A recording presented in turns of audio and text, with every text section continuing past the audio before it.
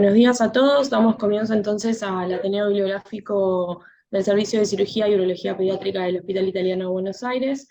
Hoy vamos a hablar sobre la salud mental de los médicos en formación.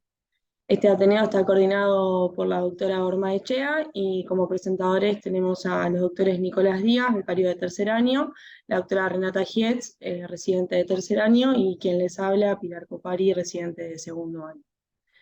Entonces, un poco para empezar y como artículo complementario, tenemos este artículo que es un artículo presentado en una revista de Ciencia y Medicina de la Universidad de Medicina de Johns Hopkins, que se titula, digamos, Atrapado en la desesperación.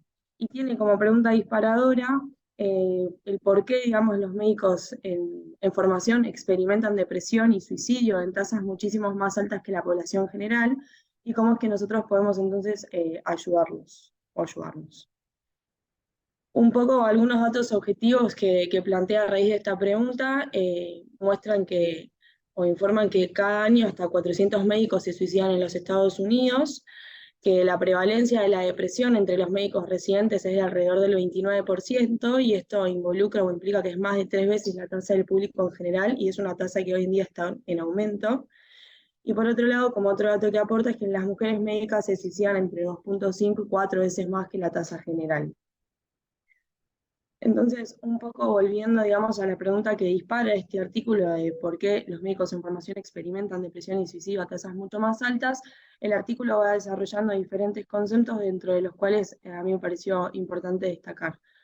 Por un lado, el agotamiento físico y mental a los que están expuestos, este exceso de trabajo, la falta de sueño, la deprivación de sueño por el régimen de guardia o mismo por el exceso de trabajo, y una situación no menor que es la exposición constante a distintas situaciones de vida o muerte para médicos que la realidad es que todavía están en formación, aprendiendo, digamos, a manejarlas. Por otro lado, esto de los horarios de trabajo impredecibles, y esto más que nada apuntado relacionado con cómo dificulta llevar a cabo distintas actividades de recreación extrahospitalaria y desarrollo, digamos, personal, y mismo dentro de esto, cómo imposibilita de cumplir con medidas de autocuidado, como puede ser un control médico periódico, mismo una terapia que puedan llevar a cabo todas las semanas. Y por último, otro concepto que se destaca es esto del estoicismo de la profesión, esta idea o este paradigma que está un poco instalado, no solamente entre la misma comunidad médica, sino también en la comunidad general, de que el médico, digamos, por ser médico y por vocación, debería, digamos, estar disponible y siempre bien disponible y bien predispuesto a atender a sus pacientes, que el nivel de estrés que uno maneja es un nivel de estrés que es esperable y acorde solamente por ser un momento de entrenamiento, y entonces todo esto, en definitiva, lo que termina haciendo es dificultar o subestimar los síntomas de la depresión y dificultar también la detección temprana de la misma y por ende no poder llegar a ayudar. Entonces, y acá destaco una frase textual del artículo, la idea de enseñar a las personas cómo ser más resistentes al estrés en lugar de modificar este estrés que viven, está empujando la carga de la responsabilidad sobre los más impotentes del sistema. Y a partir de esto, entonces yo planteo y pregunto, antes de pasar al artículo principal, con qué herramientas nosotros contamos para disminuir estas situaciones de riesgo a los que estamos expuestos y cómo podemos prevenir el suicidio en esta población. Y entonces, desde ese punto, cómo podemos acompañar también el proceso de la depresión una vez que está instalado. Bien, a manera de artículo principal, tenemos este artículo publicado en el Lancet, perdón, en el año 2021, que se titula Enfermedad mental entre prestadores de salud, en este caso médicos en general. En los últimos años ha habido digamos, un gran interés en darle atención a los temas de enfermedad mental, aumentar la conciencia sobre cómo afecta estos a diversas profesiones, que van desde el derecho, la educación, la construcción, pero con especial énfasis en lo que es la medicina, en especial después de la pandemia por COVID-19, ¿no? Este artículo tiene como objetivo buscar la evidencia disponible objetivamente de cómo afecta la enfermedad mental a los médicos alrededor del mundo, y plantea eh, también como objetivo secundario reconocer nuestra propia vulnerabilidad, o sea, esto que mencionaba un poco Pilar del estoicismo, y también reconocer la importancia de abordar este problema, ya que no es solo un hecho de cuidarnos entre nosotros y saber que nos afecta la enfermedad mental, sino que es objetivamente demostrado que los médicos, por ejemplo, que sufren de depresión son más propensos, por ejemplo, a cometer errores durante su práctica. ¿Qué tan común es, qué tanto afecta la enfermedad mental a los médicos alrededor del mundo? Como dijo Pilar bien, hay una prevalencia alrededor del 30%, que es sustancialmente mayor que la población general. Ellos encontraron que en los estudios que se comparaban a grupos de médicos en relación a la población general, siempre la depresión era mayor digamos, en el grupo de médicos. Esto explicaba un poco por el tipo de estudio y cómo se diseña, eh, siendo que se podría confundir un poco el conformismo laboral con depresión, por eso las tasas pueden ser muy altas. Entonces lo que ellos hicieron fue comparar grupos de médicos con estudios que también compararan grupos de otros trabajadores, o sea, también a nivel ocupacional, y se dieron cuenta que somos igual de propensos, y la prevalencia también oscila entre el 30%. Entonces se solapa mucho con el término de burnout, también ya viene hace unos años traído a colación, eh, que es diferente, digamos, en cuanto a su etiología. El burnout tiene que ver directamente con la carga laboral, con el trabajo, mientras que la depresión puede estar relacionada, puede tener causas multifactoriales. Es importante diferenciar entre estos dos para claramente dar manejo adecuado, ya sea la depresión con medicamentos y el burnout con otras estrategias diferentes para el manejo del estrés durante la práctica laboral. En cuanto a la mortalidad general, vemos que a grandes rasgos la mortalidad general es menor en población médica en comparación con la población general. Esto no es así con el suicidio. Con el suicidio hay tasas mucho mayores que se han objetivizado en diferentes estudios alrededor del mundo, en Australia, en los países nórdicos. Eh, Se ha visto que afecta mayormente a mujeres. Esto lo explican un poco porque como médicos tenemos acceso y conocimiento a medios posibles para llevar a cabo, digamos, suicidio, y explica un poco también que existen barreras para la prevención y el tratamiento entre la población médica, entre las cuales está el miedo en cuanto a la confidencialidad, el miedo de qué consecuencias laborales puede conllevar admitir que uno está depresivo, admitir que uno tiene ideas suicidas, también como dijo Pilar, la falta de tiempo y estos estigmas que traemos de que el médico debería ser invencible, de que debería poder aguantarlo, de que es una etapa de formación, de que es así. Sabéis también que existe una mayor predisposición de tener ideas suicidas y llevarlo a cabo entre tres especialidades, entre las cuales está la cirugía general, incluida ahí la cirugía pediátrica en nuestro caso, la anestesiología y también la, la medicina general.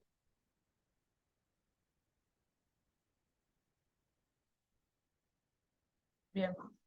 Mencionan los autores como factores de riesgo, digamos, para esta presentación de enfermedades mentales, la exposición constante, obviamente, que tenemos los médicos al sufrimiento humano y a la muerte, y sumado a esto, aquellos médicos que trabajan en zonas de conflicto o en países de bajos o medianos recursos, también se ven frente a desafíos únicos, por ejemplo, cuando tienen ya amenazas contra su propia vida o contra su familia. Pero de todas maneras, estas cosas que uno por ahí pensaría que son los principales precipitantes de la mala salud mental, no lo son, sino que tienen más prevalencia lo que son los factores de riesgo psicosociales, y esto tiene que ver un poco con las demandas de trabajo excesivas, el desequilibrio entre el trabajo y la vida familiar, las largas horas de trabajo y los conflictos interpersonales, y a esto además se le suma aquellos factores que tienen los médicos en formación, que tienen obviamente más horas de trabajo, tienen que estudiar, tienen exámenes constantemente, entonces tienen estos factores, digamos, de riesgo asociados. Como hay factores de riesgo, también hay factores de protección, sobre todo los altos niveles de control y monitoreo que hay en el trabajo, el apoyo social que uno puede, digamos, tener con sus propios compañeros, y cuando el médico, digamos, ve que todo su esfuerzo tiene una recompensa, ya sea monetaria o intangible. Y mencionan también que en distintas etapas en particular digamos, de la carrera y de la vida de un médico hay factores de riesgo adicionales, sobre todo en el primer año de residencia se vio que en distintos estudios que se realizaron, se evidenciaron un aumento de síntomas de depresión 6 veces más que en los médicos avanzados en la carrera, y que se fue viendo que todo lo que son las tasas de los síntomas depresivos y la ideación suicida constantemente iban siendo altas, digamos, durante todo este proceso de capacitación y de residencia. En cuanto a las tendencias con estos temas últimamente, se vio que obviamente las tasas y síntomas de enfermedades mentales fueron aumentando gradualmente, al igual que la prevalencia de depresión, que aumenta un promedio de 0,5% por año.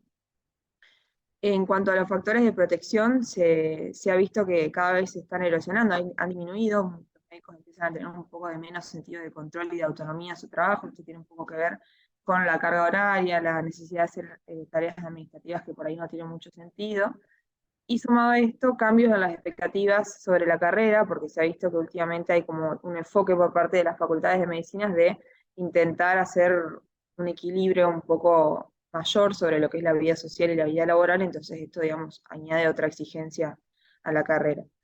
Y por último, como un punto aparte, que ya mencionamos también, la pandemia del coronavirus, se ha visto que en los últimos 12 meses se hicieron varios estudios como para evaluar un poco el impacto que tuvo esto en la salud mental, y realmente hubo un aumento franco de los síntomas agudos de depresión, así como también de síntomas de angustia y de insomnio en los médicos.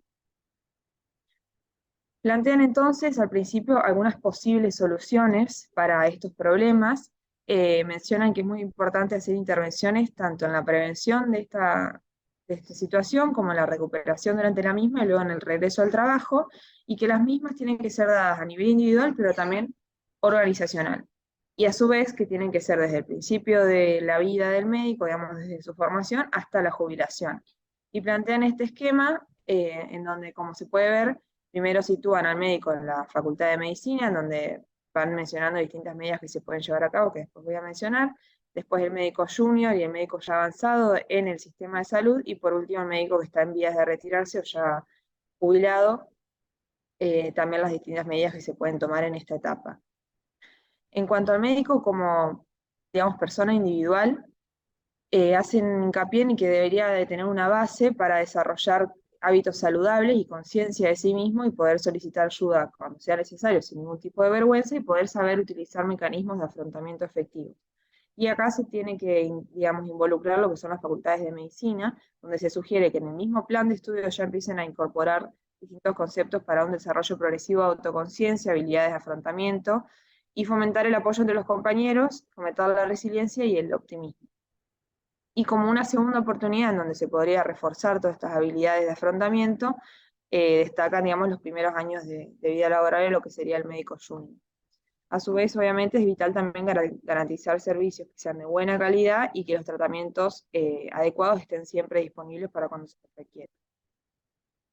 En cuanto a los sistemas de salud, obviamente hay distintas modificaciones que ellos pueden hacer, sobre todo tienen que estar enfocados en minimizar los factores de riesgo que se basan en el trabajo y promover los factores de protección. Y un poco mencionan fomentar, digamos, la capacitación en equipo, como dije previamente, reducir todo lo que es la carga cognitiva que es secundario a las tareas administrativas, tal vez generar una programación más flexible. Todo esto se ha visto, digamos, que puede reducir el agotamiento, y también proveer seguridad laboral, otorgar licencias cuando sea necesario, e intentar generar un equilibrio adecuado entre lo que es el esfuerzo y la recompensa obtenida. Y en cuanto a los colegios profesionales y todo lo que son los reguladores externos, hay que tener en cuenta que tanto las facultades como los colegios de formación se encuentran en una posición poderosa para influir en todo este diseño del trabajo y las condiciones, y también están en condiciones de promover y exigir distintas intervenciones a este nivel. Y sugieren también un poco capacitar a los líderes para que puedan reconocer y responder al personal subalterno que necesita ayuda y que se la solicita. Entonces, como conclusiones, un poco de este trabajo, obviamente destacan que la salud mental y el bienestar de los médicos se ha descuidado durante mucho tiempo, y que lógicamente no son inmunes a las enfermedades mentales, incluso tienen mayor riesgo de suicidio que otros profesionales. Y en las últimas 3 décadas se vio que, debido a cambios en la formación médica y los sistemas de salud, se han empezado a amplificar los factores de riesgo y estos problemas, y se fueron erosionando y desapareciendo los factores de protección. Es por esto que ellos proponen que se tome una acción urgente para repensar todas las condiciones de formación y empleo, y esbozaron, digamos, esta variedad de iniciativas que proponen, que como dijeron son a nivel médico individual, a nivel del sistema de salud, de los colegios y de los reguladores externos. Y de todas maneras destacan que estas intervenciones no deberían, digamos, hacer hincapié en el médico individual, sino que debería llevarse como a un nivel más, digamos, y generar programas de capacitación y liderazgo en lo que es el sistema de salud en general. Bueno, muchas gracias. Dejamos comentarios abiertos para que hable la doctora Machía y los invitados. Voy a presentar a Mariana Pedace, que es licenciada en psicología, trabaja en nuestro hospital y forma parte del área de posgrado, fundamentalmente del trabajo en el bienestar de los residentes. Compartir con ustedes un tema que venimos trabajando con mucha intensidad desde el año 2020, que es el tema de del bienestar, tanto en residentes como en médicos con años de trayectoria. La idea es contarles un poco la respuesta institucional que estamos dando particularmente a nivel de la residencia en relación al bienestar, pero también plantear algunas reflexiones, algunas estrategias que pueden ser útiles a médicos y médicas con más años de ejercicio profesional. Y la gran pregunta es, ¿qué es el bienestar, no? Como si fuera simple definirlo. Hicimos esta misma pregunta varias veces en grupos de residentes, y, por ejemplo, una de las nubes de palabras que nosotros obtuvimos fue esta que ustedes ven acá. Como ven, hay factores de todo tipo, desde interpersonales como compañerismo, ¿sí? Buena relación, etcétera, clima de aprendizaje, hasta otros que son más sociales, laborales, emocionales, ¿sí? Que tienen que ver con el aspecto académico. Bien, replicamos esta nube en grupos de profesionales de distintas especialidades y en general los factores que consideran que se asocian al bienestar son más o menos los mismos en las distintas especialidades y no varían tanto con los años de formación. Bueno, lo que sucede es que en realidad es un concepto complejo, ¿no? El complejo de bienestar, el concepto de bienestar que involucra justamente factores sociales, físicos, emocionales, interpersonales, y que no se inscribe en un esquema binario tradicional de salud-enfermedad, sino más bien dentro de un paradigma que es el paradigma de la complejidad, ¿no? ¿Y por qué? Porque bienestar-malestar no pueden ser considerados como fenómenos antagónicos y excluyentes. No hay experiencias completas de bienestar o completas de bienestar, de malestar, sino más bien que hay como un mix de ambas, ¿sí? Que va variando de acuerdo a las situaciones. Y los dos, malestar y bienestar, tienen que ser considerados como emergentes inseparables, ¿sí? Que se dan en la práctica cotidiana y en el proceso de aprendizaje y de formación. Por ejemplo, tanto el bienestar como el malestar pueden colaborar, ¿sí? En el aprendizaje, en la formación de un residente cuando está por implementar por primera vez una técnica quirúrgica, ¿no? La ansiedad que experimenta el residente al realizar por primera vez un procedimiento determinado lo puede preparar para estar más atento y más focalizado en el momento de realizar el procedimiento. Y a la vez puede coexistir con el entusiasmo y la motivación, ¿no? Porque llegó el día y la oportunidad de poder hacerlo. Y en la medida que va desarrollando ese procedimiento, el nivel de ansiedad va bajando, ¿sí? La satisfacción va aumentando y la autoconfianza también, si ve que le sale de manera más o menos aceptable.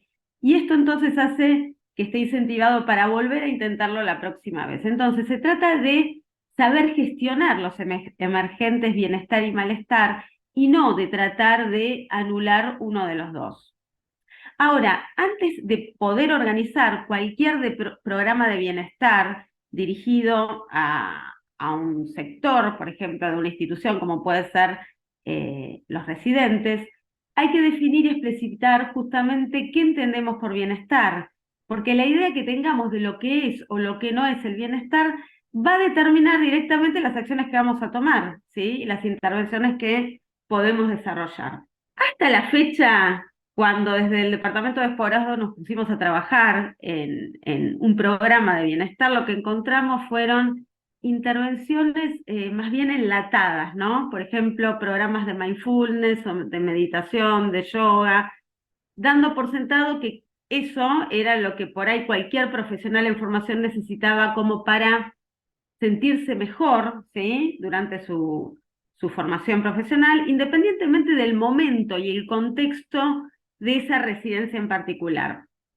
Como consecuencia, lo que también está documentado es que las respuestas de los profesionales a estas iniciativas enlatadas varió desde una actitud ambivalente, ¿sí?, hasta el rechazo, justamente por percibirlas como poco ajustadas o relacionadas con las genuinas necesidades que experimentaban en el día a día, ¿no? Y de hecho hay mucha evidencia que señala que los residentes podrían beneficiarse más de programas que contemplan los desafíos y las necesidades concretas que se dan dentro de la residencia, en lugar de fomentar únicamente prácticas saludables, no tan vinculadas con el ámbito de formación.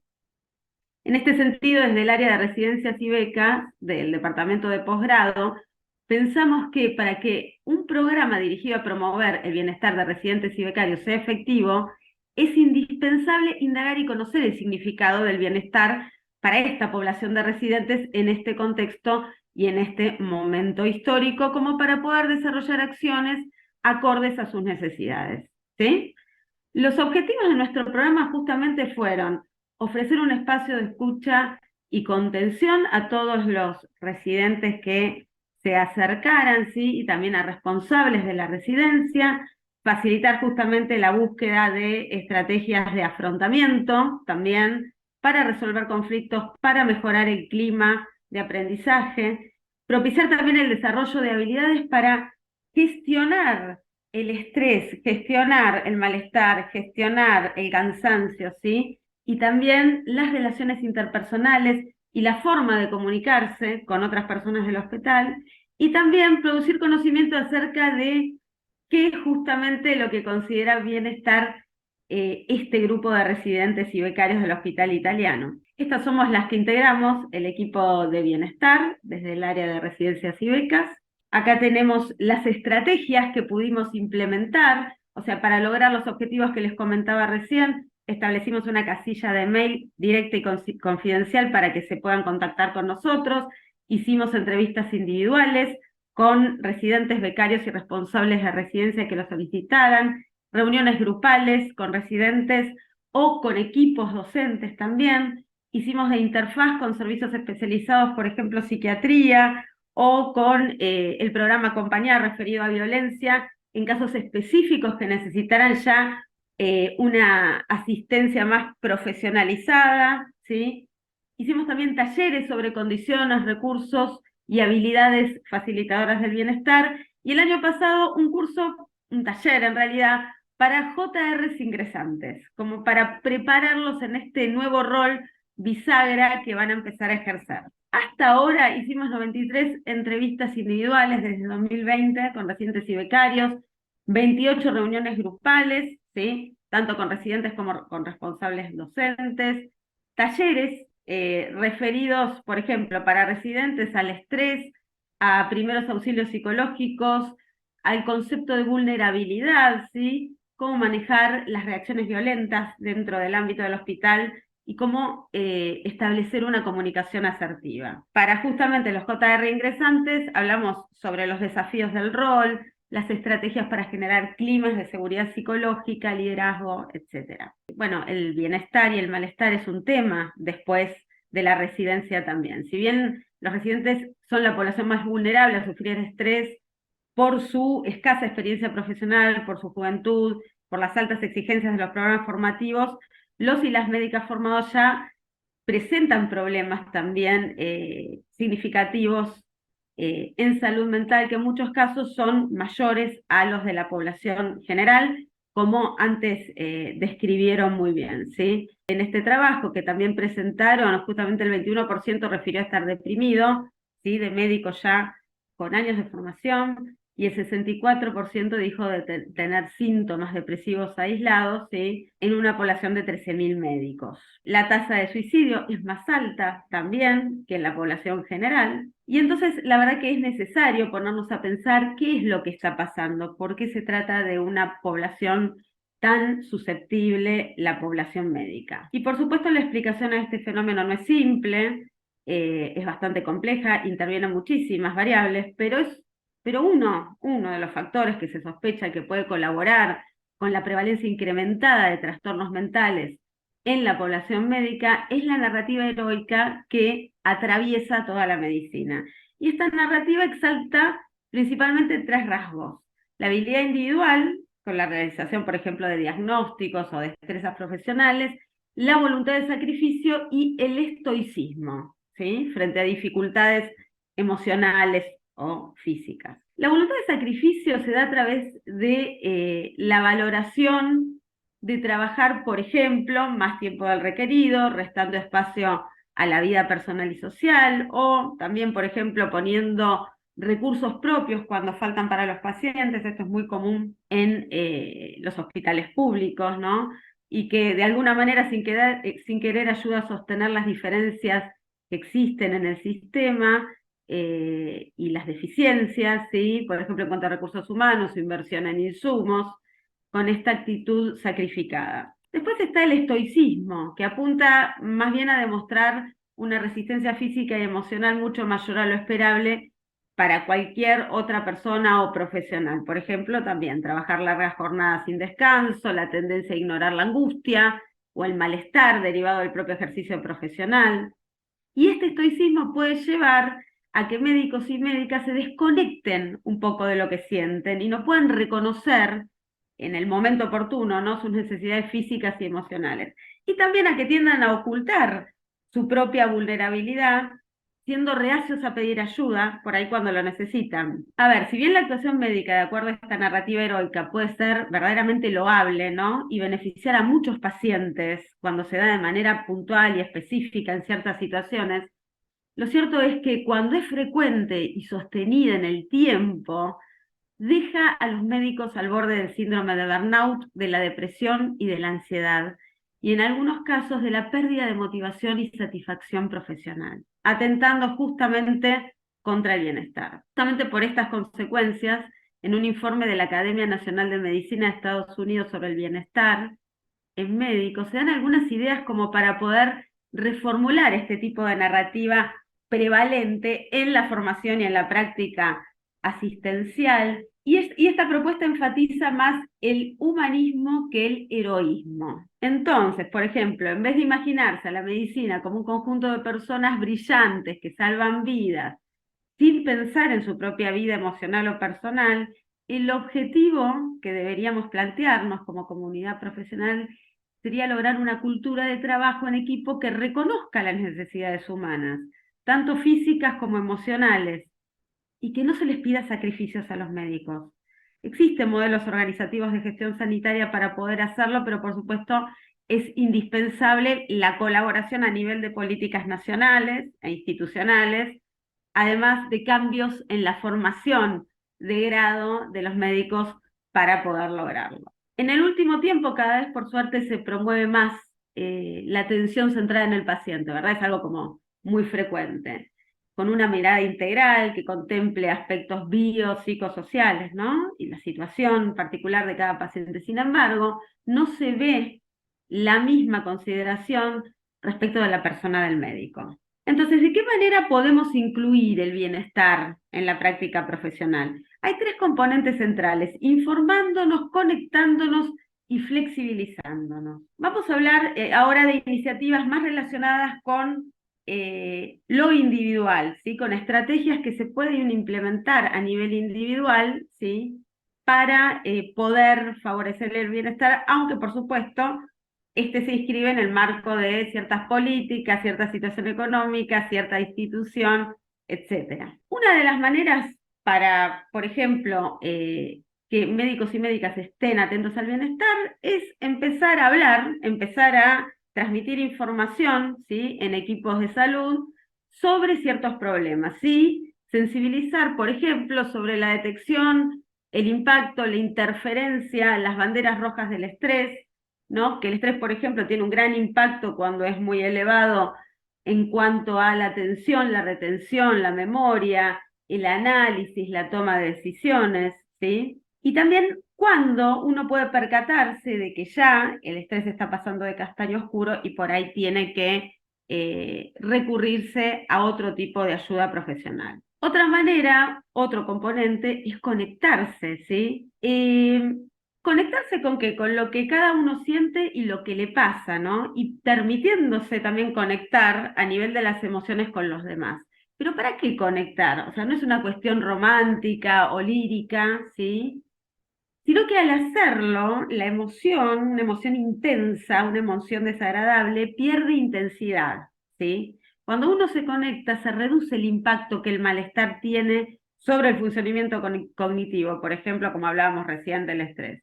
Y se favorece la selección de estrategias de afrontamiento eficientes para poder resolver problemas y, en consecuencia, adaptarse mejor a una situación. El problema muchas veces es que bajo el paradigma de la narrativa heroica, en que todos nos formamos, prestar atención a las emociones está mal visto.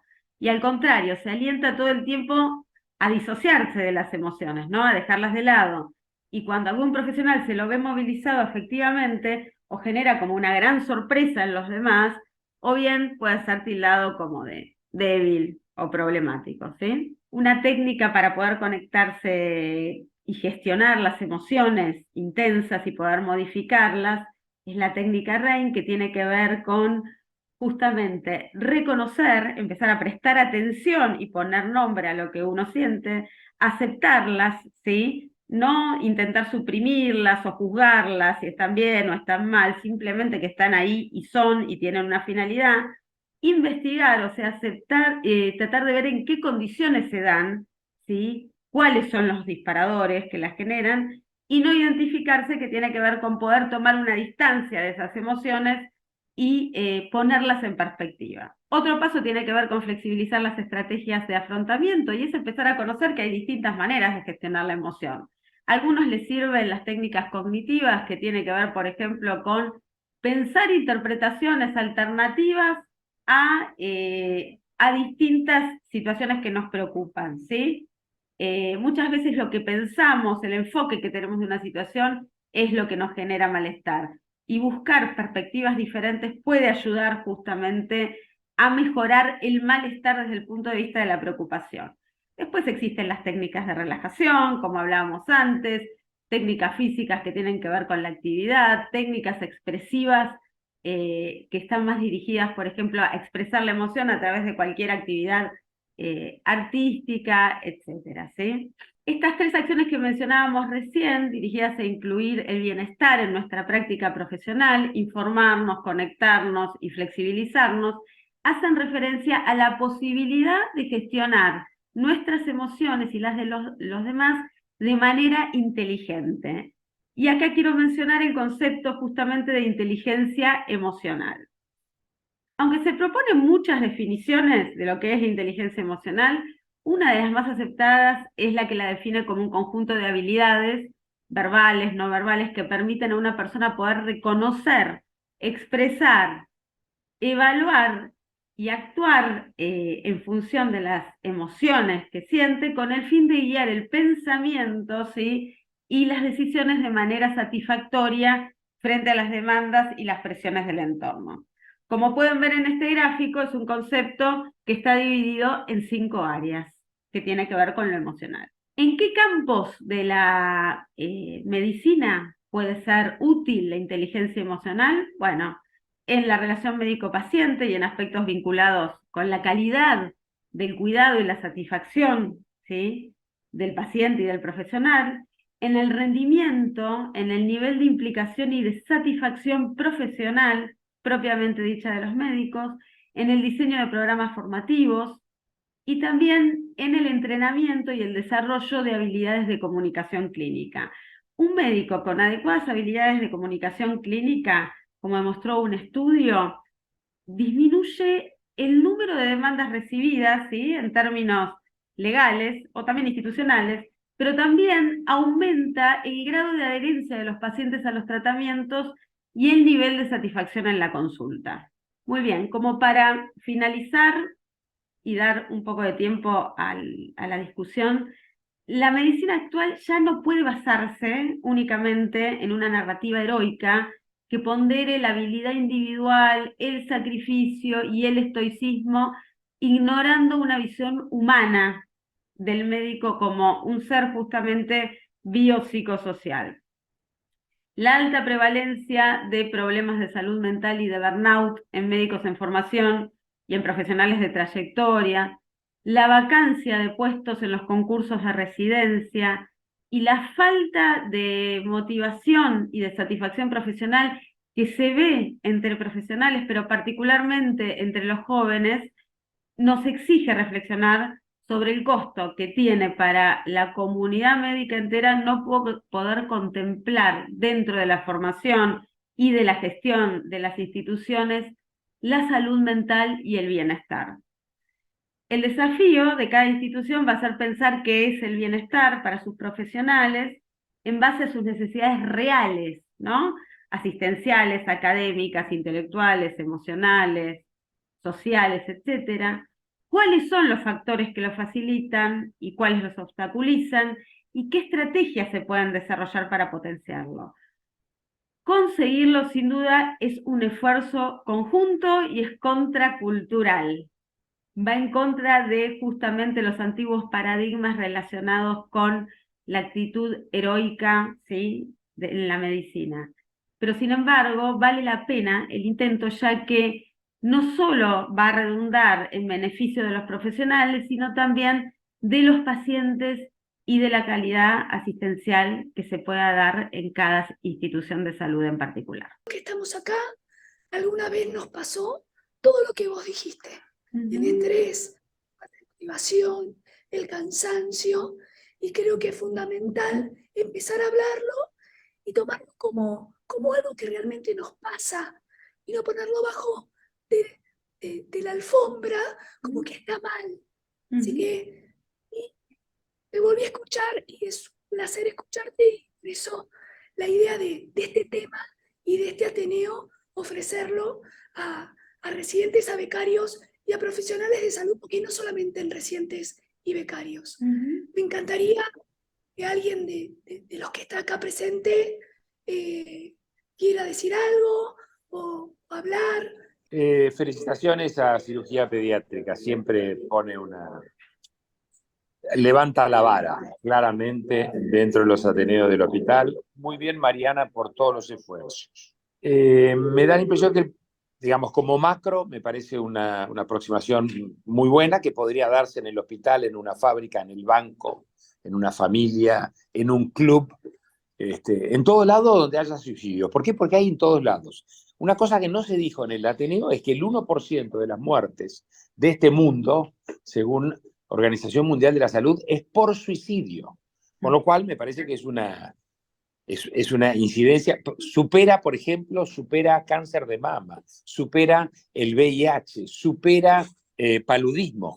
Es una pandemia que no está tomada con la debida responsabilidad. Como yo no sé nada de todo esto que dijo Mariana, pero que me encantó, mi impresión sobre el suicida, que nunca nos avisa, podemos percibirlo, pero nunca nos avisa. Segundo, entre todos nosotros, seguramente algunos podemos haber tenido ideaciones suicidas.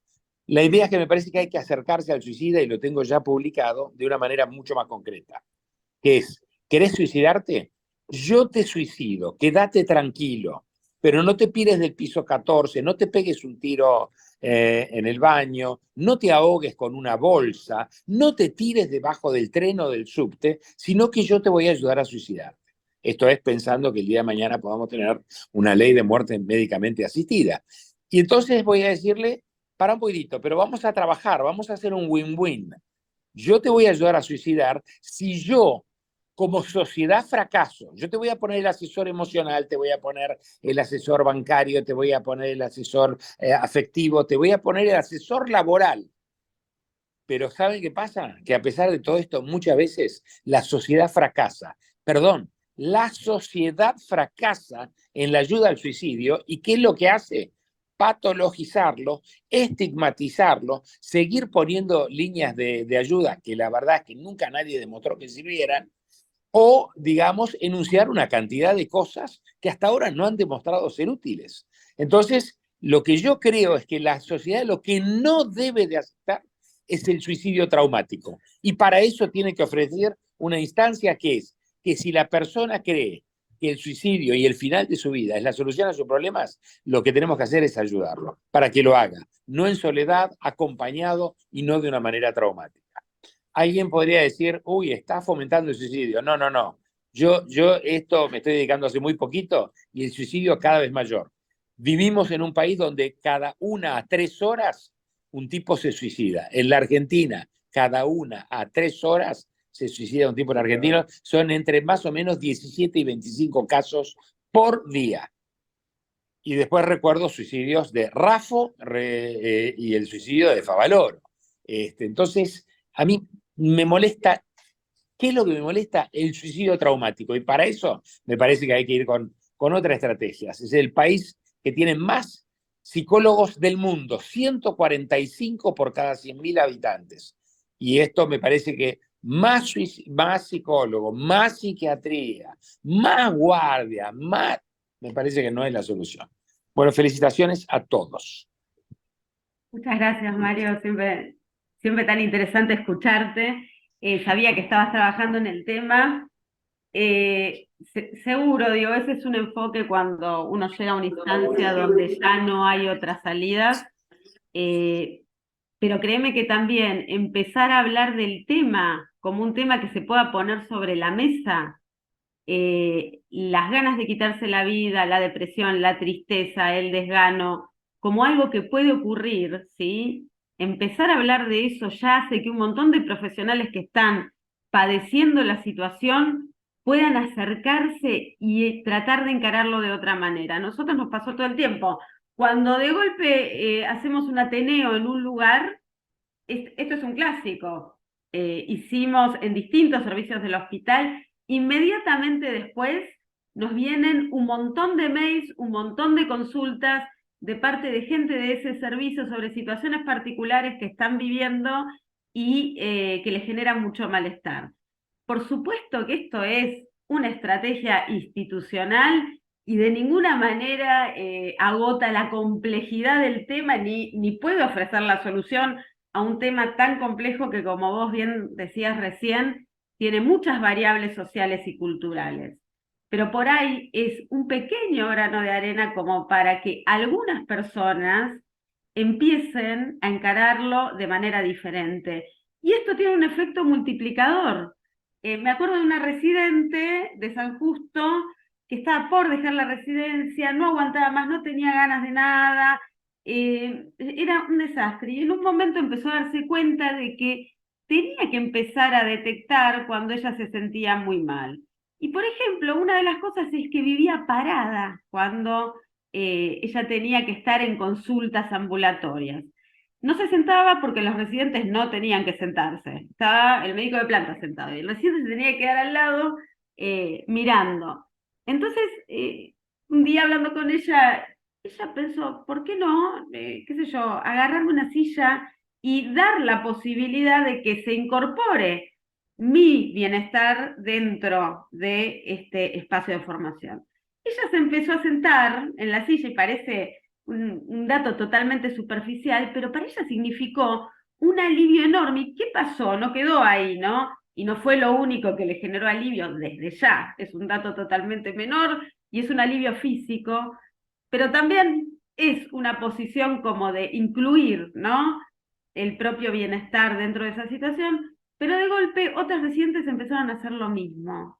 O sea, vieron que ella se sentaba y se empezaron a sentar. Esto es algo totalmente menor, superfluo, pero también el hecho de que algunos empiecen a incluir sus propias emociones dentro de la práctica formativa, de la práctica asistencial, hace que los otros lo empiecen a pensar como posible y que no quede sistemáticamente excluida como si fuera un tema del cual no hay que ocuparse, está mal ocuparse, no tiene sentido, es improductivo en una sociedad donde lo que se fomenta todo el tiempo es la posibilidad de hacer, ¿no?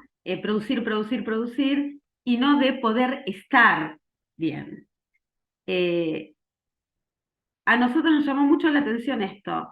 Cuando se pone el tema sobre la mesa, cuando se empieza a hablar, de golpe la gente se empieza a contactar. Quiere decir que hay una necesidad, por lo menos latente, ¿sí?, de un espacio. Pero a veces hasta que uno no pone la cuestión en primer plano y habla de que verdaderamente es un problema, la gente no se anima a actuar, no se anima a consultar, no se anima a hacer algo para sentirse mejor. Yo también estoy en la Sociedad Argentina de Terapia Intensiva y también tenemos un programa equivalente, pero no dirigido a residentes, sino a los intensivistas en general, que surgió durante la pandemia. Y es increíble, ¿sí?, cómo en un ámbito donde también lo emocional quedaba casi completamente excluido, sobre todo en un momento de tanto apremio y de tanta urgencia asistencial por dar respuesta a la pandemia, cuando uno empieza a hablar, dice 2 palabras, se presenta en un Ateneo, a veces incluso a través de algún video corto de difusión o lo que fuera, la gente se empieza a acercar. Porque es un tema que está ahí y porque es necesario tratarlo y porque no se puede ignorar más. Ese es el tema. Porque ya se ven las consecuencias y digamos, de no empezar a hacer un giro, y bueno, el impacto va a ser mucho peor. Hola, ¿qué tal? Gracias, Sebastián. Bueno, yo celebro, Edu, que hayas traído este tema. Me parece sumamente interesante poder hablar esto en el marco de nuestra vida, porque esto no tiene que ver solamente con la residencia, tiene que ver con cada individuo en la etapa de la vida que esté, ¿no? Así que gracias, Edu. Y me parece paradójico todo lo que fuimos escuchando, porque a lo que nos dedicamos es a generar bienestar en el paciente y cuánto descuido tenemos sobre nosotros. Entonces, quizás un operario que está no sé, en la fábrica de autos, eh, piensa más en su bienestar que nosotros y se dedica a hacer autos, quizás tiene más bienestar que nosotros o piensa más en él mismo después de que va a hacer de trabajar que nosotros, que nos dedicamos todo el día a pensar en cómo curar y dar bienestar a los otros pacientes, al paciente, ¿no? Así que creo que es una gran paradoja de la salud. Creo que todas las estrategias para introducir este pensamiento y esta sensación en los que nos dedicamos a esto es central. Y qué complejo el concepto de bienestar, porque tiene tantas variables como recién mencionaron, que es sumamente complejo poder brindar el bienestar que cada individuo necesita, ¿no? Y cuánto eso tiene que ver con la historia previa de vida que trae cada uno.